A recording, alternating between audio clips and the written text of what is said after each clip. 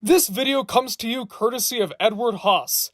If you'd like your idea for a Media Mementos video to come to life, then check out the channel's Patreon, link in the description below.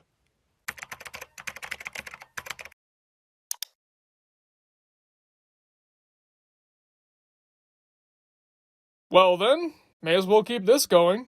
There were a lot of things that made Animaniacs special. The writing was almost always top-notch, the animation was incredibly lively, but most importantly, it was home to one of the most lovable cast of characters there is. There were the Warner siblings, Pinky and the Brain, Rita and Runt, the Goodfeathers, and so on. But not all of those characters became household names. Sure, you had some stinkers like Buttons and Mindy or Katie Kaboom, but there was one character who, while she did have some fans and is considered a key character now, caused a lot of problems when she first debuted. That character, as I'm sure you can tell from the title of the video, unless you didn't read it, is Minerva Mink.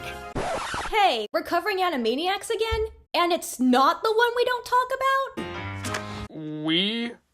You mean me, right?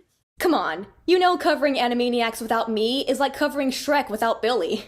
Yeah, I'm totally not doing that.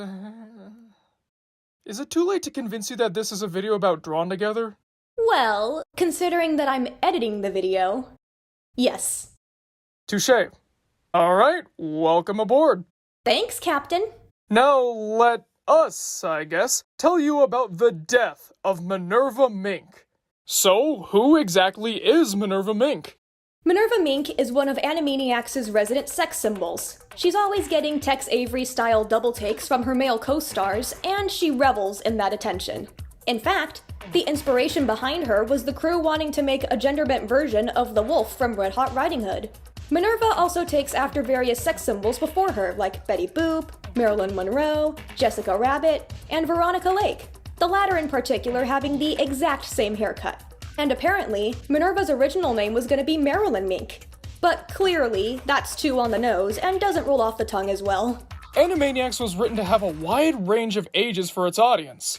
Some segments would appeal more to kids, while others would appeal more to adults. Minerva's had one of the, if not the, most adult audience in mind. Tom Ruegger himself said, "It was a different time back then. While our cartoons were targeted at kids, we did intentionally make them so, we hoped, they'd appeal to a large audience of almost any age. Make of that what you will." It's also worth noting that a lot of the giant first season of Animaniacs was meant to be a testing ground of sorts, specifically when it came to what they could get away with. For example, Rita and Runt allowed the crew to see just how big they could make their stories and songs. And Chicken Boo showed them just how much they could get away with reusing the same joke over and over. For Minerva, this seemed to be how risque their jokes could be. Animaniacs is known for getting a lot of crap past the radar, especially with the Warner siblings, but how far could they go? Well, that job was left to Minerva to figure out, and oh boy, did they. Firstly, it should be noted that Minerva's first appearance in the show is a strange case. Most of the ensemble cast was first introduced in The Monkey Song and Nighty Night Tune before their debut skits aired. With Minerva, she didn't make her first appearance until Hercule Yakko. She joined Pinky, Brain, and Slappy as a suspect in the case of the Hip Hippos' missing diamond. She doesn't need to say a single word to convey what her shtick is.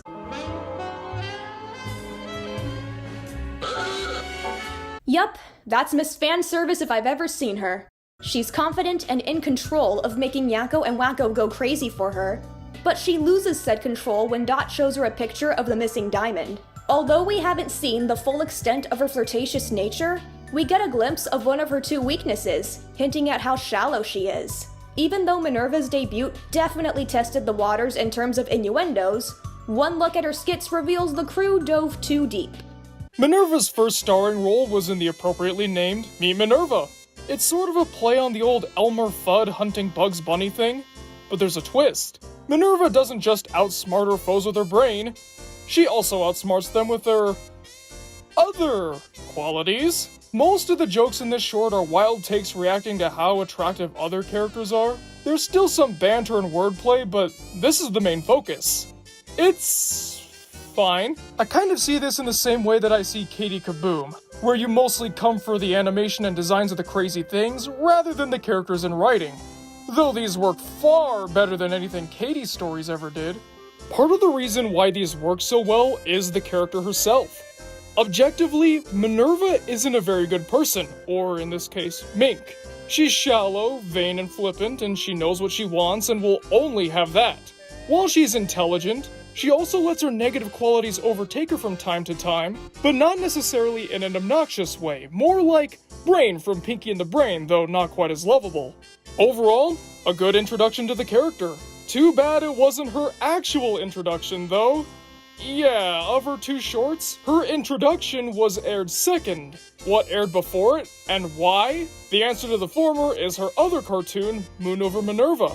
As for why, the best we can gather is that this was the episode that was easier to edit. Edit how, exactly?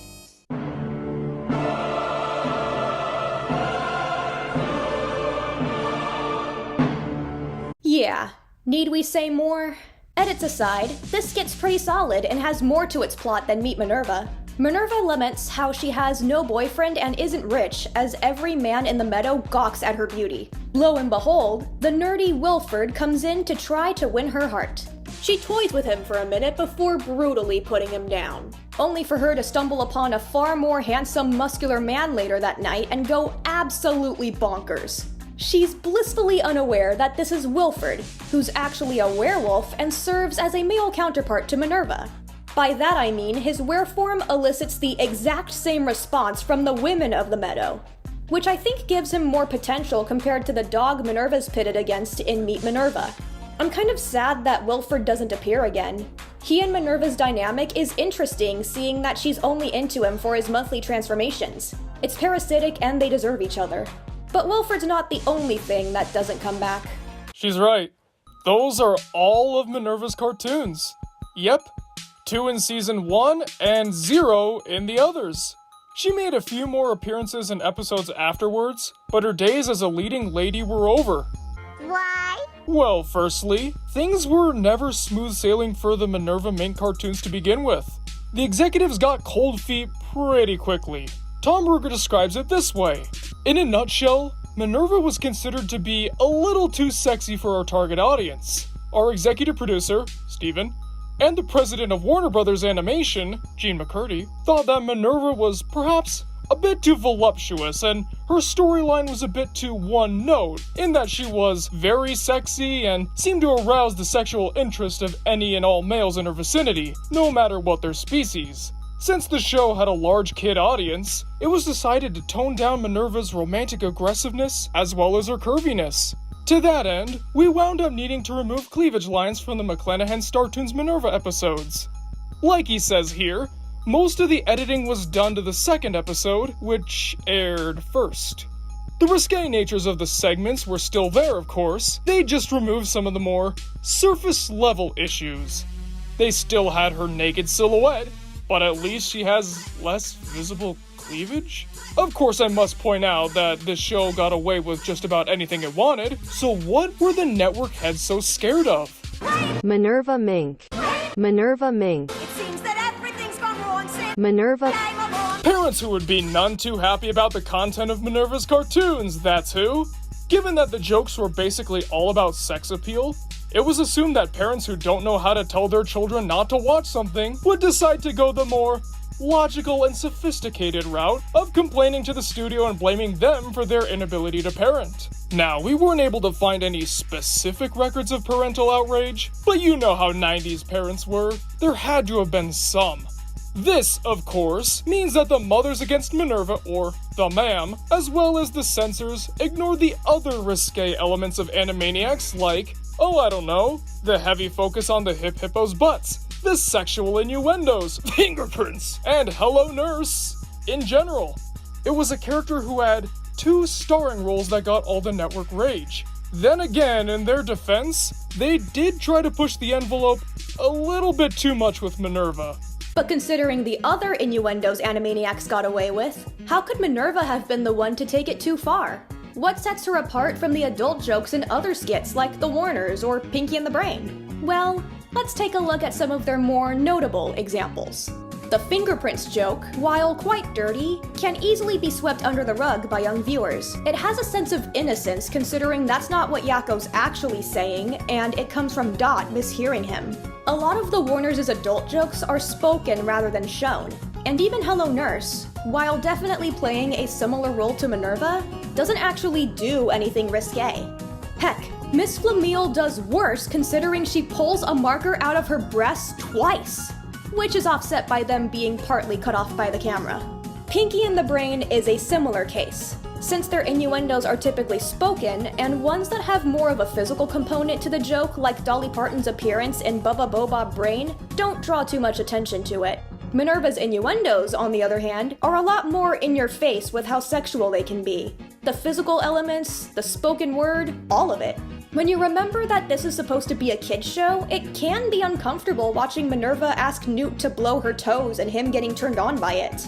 Kids don't need the previous examples to be explained because it flies over their heads completely, and while this can fly over their head as well, it's more likely to confuse them, and I'm pretty sure many parents would feel awkward trying to help them make sense of it. The crew took note of the studio objection and removed her skits from the show, but what were they going to do to fill up that segment's space? Why, create a new character, of course, and that's how we ended up with Animaniacs' least loved character, Katie Kaboom, who was so disliked by the fans and crew that she was skipped over for the Macadamia Nuts song, which was supposed to feature the core cast and most beloved characters of the show. That's right, Animaniacs 2020, Katie Kaboom is the most hated, not Chicken Boo. He still has his fans after all. Like me. And not me. But the potential parental outrage couldn't fully stop Minerva Mink. Even though her skits got cut, she still made routine appearances in the comics. She got 11 starring roles, and whoo boy, they make Meet Minerva and Moon Over Minerva look squeaky clean in comparison. Look at these. You've got shots of Minerva tied up wearing a bikini, another comic where she's in a bikini the entire time, and some shots make it look like her butt's exposed. Damn! Don't even get me started on certain innuendos. There's a lot that the censors never would have let them get away with on the show. Considering the comics pushed the boundaries even further to how Minerva was handled in show, it was probably a direct response to the ma'am, and I respect them for making that power move. Dare I say it, Minerva's comics are even better than her skits. Since the comics clearly aren't animated, they have to rely a lot more on the dialogue, and it's definitely snappier. Not to mention the double takes are beautifully expressive, and from what I could see, rarely repeat the same one twice. It's nice to see Minerva fully blossom in a different medium. As of now, Minerva has a fairly mixed reception. Some consider her one of the weakest links of the show. Some, like us, like her but don't exactly consider her to be one of the greats. And then you've got either a strong majority or a very vocal minority. They love Minerva Mink. Not because of her character, it's because of, well, you know. In fact, one fan took it so far that he ended up marrying the character, only for Minerva to officially reject his advances. Tough luck. In conclusion, Minerva Mink is the textbook definition of flying too close to the sun. Her routine was the writers' way of seeing how far they could go with adult jokes, only for her skits to get cut for being walking, talking innuendos with little to no shame or chill. While the character survived and tried to recapture that success in a different form, the comics didn't catch on as much as the main show, and Minerva was forced to maintain her legacy through cameos and ensemble skits. A fate not as bad as Rita and Runt, who made even less appearances after season 1 for different reasons, but it still left her as the mainstay with the least skits in the entire show, no matter how beloved she was. Was the network outrage deserved? Kinda.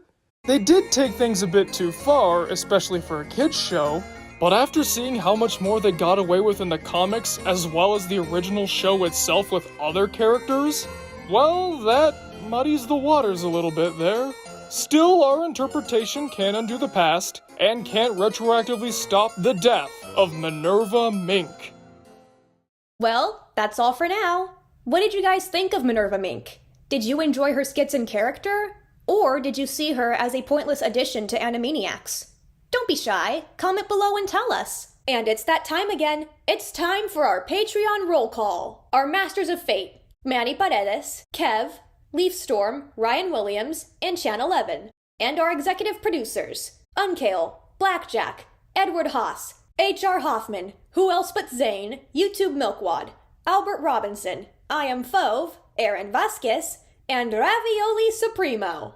If you too would like to have your name read at the end of every Media Mementos video, consider donating to the Patreon, link in the description below. If you lovely folks want to hear me talk more often, check out my main channel. But for now, it's time I retreat into the shadows and continue working behind the scenes. Good night, everybody!